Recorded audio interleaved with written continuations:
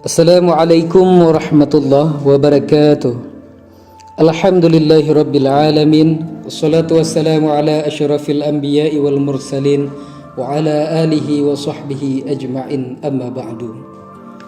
Ikhwanul muslimin rahimakumullah. Sabah adalah sebuah kerajaan di abad klasik yang berdiri sejak 1300 sebelum Masehi, yang terletak di wilayah Yaman saat ini. Kemasyhuran negeri Sabah benar-benar sesuatu yang fenomenal dan menakjubkan bagi siapa saja yang mengetahui kisahnya. Namun siapakah Sabah itu?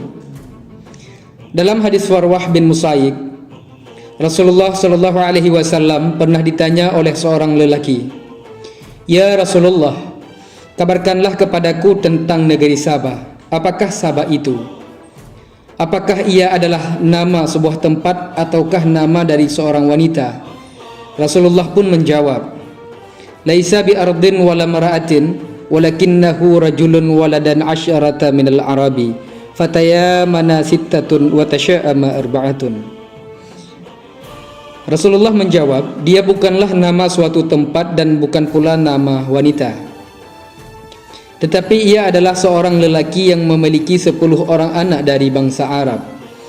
6 orang dari anak-anaknya menempati wilayah Yaman dan 4 orang menempati wilayah Syam. Hadis riwayat Abu Dawud. Dalam riwayat Ibnu Abbas radhiyallahu anhu, ada tambahan nama-nama dari anak Sabah. Adapun yang menempati wilayah Yaman, mereka adalah Mashij, Kindah, Al-Az, Al-Ash'ariyun, Anmar dan Himyar. Dan yang menempati wilayah Syam adalah Lakhmi, Juzam, Amilah dan Ghassan. Hadis riwayat Imam Ahmad. Para sejarawan juga mencatat bahwa nama asli dari Sabah adalah Abdu Asyam, yang sebagaimana kita ketahui nama-nama kabilah Arab terambil dari anak-anak Sabah. Awalnya kerajaan Sabah dikenal dengan dinasti Mu'ainah, sedangkan raja-raja mereka dijuluki sebagai Mukrib Sabah, ibu kotanya Sarwah, yang puing-puingnya terletak 50 km ke arah barat laut dari kota Ma'rib. Pada periode inilah bendungan Ma'rib mulai dibangun. Periode ini antara tahun 1300 sebelum Masehi hingga 620 sebelum Masehi. Pada periode berikutnya, yaitu antara tahun 620 sebelum Masehi sampai 115 sebelum Masehi, barulah mereka dikenal dengan nama Sabah. Mereka menjadikan Ma'rib sebagai ibu kotanya. Dahulu, secara garis besar wilayah Jazirah Arab dibagi menjadi 2 bagian, bagian utara dan bagian selatan. Arab bagian selatan lebih maju dibandingkan Arab bagian utara. Masyarakat Arab bagian selatan adalah masyarakat yang dinamis dan memiliki peradaban.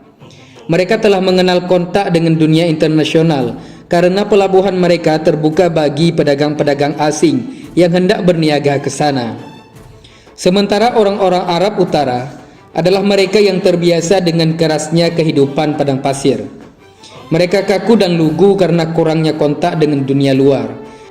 Tentu saja geografi kerajaan Sabah sangat mempengaruhi bagi kemajuan peradaban mereka. Kerajaan Sabah terkenal dengan hasil alamnya yang melimpah ruah. Orang-orang pun banyak berhijrah dan bermitra dengan mereka. Perekonomian mereka begitu menggeliat, hidup dan sangat dinamis. Allah Subhanahu wa taala berfirman mengabarkan tentang kemakmuran kaum Sabah, yaitu di dalam Al-Qur'an surat Sabah ayat 15 yang bunyinya, Bismillahirrahmanirrahim. Laqad kana li saba'in fi maskanihim ayatun jannatanin an yaminin wa shimal. Kulu min rizqi rabbukum washkuru lahu baldatun tayyibatun wa rabbun ghafur. Yang artinya, sesungguhnya bagi kaum Sabah ada tanda kekuasaan Allah di tempat kediaman mereka, yaitu 2 buah kebun di sebelah kanan dan di sebelah kiri. Kedua kebun tersebut sangat luas dan diapit oleh 2 gunung di wilayah Ma'rib. Tanahnya pun sangat subur, menghasilkan berbagai macam buah dan sayuran. Qatadah dan Abdurrahman bin Zaid rahimahumallahu mengisahkan, apabila ada seorang yang masuk ke dalam kebun tersebut dengan membawa keranjang di atas kepalanya, maka ketika keluar dari kebun itu, keranjang tersebut akan penuh dengan buah-buahan tanpa harus memetik buah-buah tersebut. Abdurrahman bin Zaid menambahkan, di sana tidak ditemukan nyamuk, lalat, serangga, kalajengking dan ular dan selain berikutnya. Menurut Al-Qushairi, penyebutan dua kebun tersebut tidak berarti bahawa di Sabah kala itu hanya terdapat dua kebun itu saja. Tapi maksud dari dua kebun itu adalah kebun-kebun yang berada di sebelah kanan dan kiri lembah atau di antara gunung tersebut. Kebun-kebun di Ma'rib saat itu sangat banyak dan memiliki tanaman yang bervariasi. Yang membuat tanah di Ma'rib menjadi subur adalah bendungan Ma'rib atau juga dikenal dengan nama bendungan Arim. Bendungan yang panjangnya 620 meter, lebar 60 meter dan tinggi 16 meter ini mendistribusikan airnya ke ladang-ladang penduduk dan juga menjadi sumber air di wilayah Ma'rib. Literatur sejarah menyebutkan bahawa yang membangun bendungan ini adalah Raja Sabah bin Yasjud. Sedangkan buku-buku tafsir mencantumkan nama Ratu Bilqis sebagai pemerakarsa dibangunnya bendungan ini. Ratu Bilqis berinisiatif mendirikan bendungan tersebut lantaran terjadi perebutan sumber air di antara rakyatnya yang mengakibatkan mereka saling bertikai, bahkan saling membunuh. Dengan dibangunnya bendungan ini, orang-orang Sabah tidak perlu lagi khawatir akan kehabisan air dan memperebutkan sumber air, karena bendungan tersebut sudah menjamin kebutuhan air mereka, mengairi kebun-kebun dan memberi minum ternak mereka. Sebelum Ratu Bilqis beriman dengan agama Nabi Sulaiman, kaum Sabah menyembah matahari dan bintang-bintang. Setelah Ratu Bilqis memeluk agama Nabi Sulaiman, maka kaumnya pun berbondong-bondong memeluk agama yang dibawakan oleh Nabi Sulaiman alaihissalam. Sampai kurun waktu tertentu, kaum Sabah tetap mentauhidkan Allah Subhanahu wa taala. Namun kemudian mereka kembali ke agama nenek moyang mereka, yaitu menyembah matahari dan bintang-bintang. Allah Subhanahu wa taala telah mengutus 13 orang rasul kepada mereka.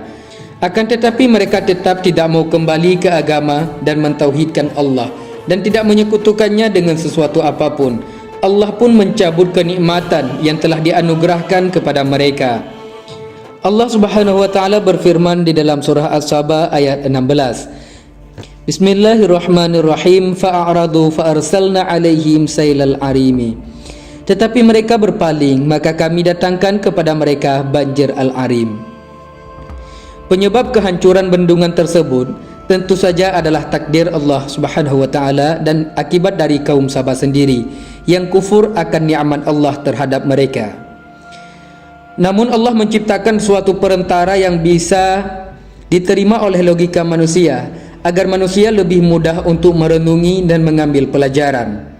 Di dalam buku-buku tafsir disebutkan, seekor tikus yang lebih besar dari kucing sebagai penyebab runtuhnya bendungan Ma'rib. Subhanallah, betapa mudahnya Allah menghancurkan bendungan tersebut, meskipun dengan seekor makhluk kecil yang dianggap remeh. Sebab lain yang disebutkan oleh sejarawan adalah terjadinya perang saudara di kalangan rakyat Sabah. Sementara bendungan mereka butuh pemugaran karena dirusak oleh musuh-musuh mereka. Perang saudara tersebut mengalihkan mereka dari memperbaiki bendungan Ma'rib. Bendungan Ma'rib ini hancur sekitar tahun 542 Masehi. Setelah itu, mereka hidup dalam kesulitan. Tumbuhan-tumbuhan yang tumbuh subur di tanah mereka tidak lagi menghasilkan buah seperti sebelumnya. Dan Yaman saat ini termasuk salah satu negeri termiskin dan terkering di Jazirah Arab. Allah Subhanahu wa taala berfirman, tetapi mereka berpaling, maka kami datangkan kepada mereka banjir yang besar dan kami ganti kedua kebun mereka dengan dua kebun yang ditumbuhi pohon-pohon yang berbuah pahit, yaitu pohon asal dan sedikit dari pohon sirir. Demikianlah kami memberi belasan kepada mereka karena kekafiran mereka, dan kami tidak menjatuhkan azab yang demikian itu, melainkan hanya kepada orang-orang yang sangat kafir. Al-Quran Surat Sabah ayat 16 dan 17. Dalam ayat yang lain Allah berfirman, dan Allah telah membuat suatu perumpamaan dengan sebuah negeri yang dahulunya aman lagi tenteram. Rezekinya datang kepadanya melimpah ruah dari segenap tempat, tetapi penduduknya mengingkari nikmat-nikmat Allah. Karena itu Allah merasakan kepada mereka pakaian kelaparan dan ketakutan, disebabkan apa yang selalu mereka perbuat. Dan sesungguhnya telah datang kepada mereka seorang rasul dari mereka sendiri, tetapi mereka mendustakannya. Karena itu mereka dimusnahkan dan diazab, dan mereka adalah orang-orang yang zalim. Al-Quran Surat An-Nahl ayat 112 dan 113. Kalau kita renungkan kisah kaum Sabah dengan perenungan yang mendalam, tentu saja kita menemukan suatu kengerian. Bagaimana sebuah negeri yang teramat sangat subur lalu menjadi negeri yang kering dan tandus. Allah mengabadikan kisah kaum Sabah ini di dalam Al-Quran dan memberi nama surat yang memuat kisah mereka dengan surat Sabah. Hal ini tentu saja dimaksudkan agar manusia senantiasa mengingat-ingat apa yang terjadi kepada kaum ini. Demikian pula negeri kita Indonesia yang disebut sebagai Jamrud Khatulistiwa. Tongkat yang dibuat ke tanah akan menjadi pohon sebagai gambaran kesuburannya. Hendaknya kita merenungi apa yang terjadi pada kaum Sabah agar kita tidak mengulang kisah perjalanan mereka. Allah Subhanahu wa taala berfirman, sesungguhnya pada yang demikian itu benar-benar terdapat tanda-tanda kekuasaan Allah bagi setiap orang yang sabar. Allahu a'lam bissawab. Assalamualaikum warahmatullahi wabarakatuh.